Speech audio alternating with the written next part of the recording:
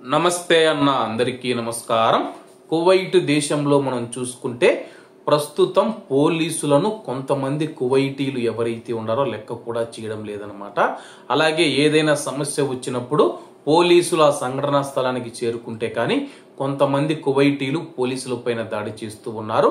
మరోవైపు విరుద్ధంగా మనం చూసుకుంటే అదే పోలీసులు ప్రవాసుల పైన కూడా ఇలాగే తిరగబడుతూ ఉన్నారు, అలాగే వారిని అగౌరవపరుస్తూ ఉన్నారని చెప్పేసి కొంతమంది తెలుపుతూ ఉన్నారు.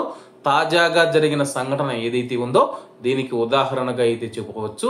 తాజాగా వివరాల్లోకి వెళితే స్థానిక మీడియా తెలిపిన వివరాల ప్రకారం కువైట్ లోని పోలీసు పైన దాడి చేసి అతని యొక్క ఉక్రెయిన్ భార్యను ఒక కువైటీ పౌరుడైతే నిర్బంధించడం జరిగింది.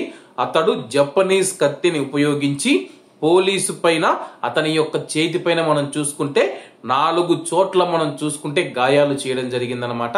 పోలీసు గొడవ వచ్చినప్పుడు అలాగే తన యొక్క భార్యను నిర్బంధించారని చెప్పి సమాచారం అందుకున్న పోలీసులు సంఘటనా స్థలానికి చేరుకున్న తర్వాత ఆ యొక్క కువైటీ పౌరుడిని ప్రశ్నించగా అలాగే అతడు ఆగ్రహించి అతని దగ్గర ఉన్న జపనీస్ కత్తి తీసి పోలీసుల పైన దాడికి యత్నిస్తే అందులో ఒక పోలీసు గాయపడ్డాడు.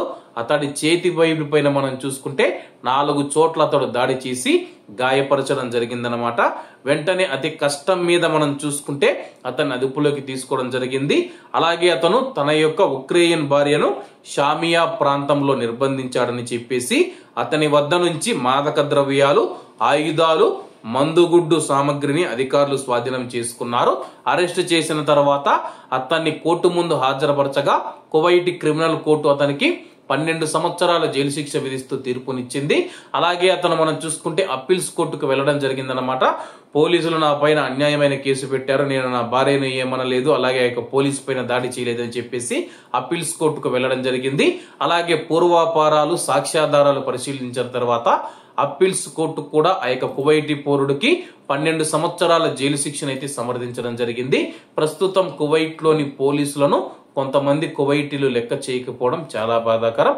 కాబట్టి అందరూ బాగుండాలి, అందులో మనం ఉండాలి. అందరికీ నమస్తే అన్న, జై హింద్.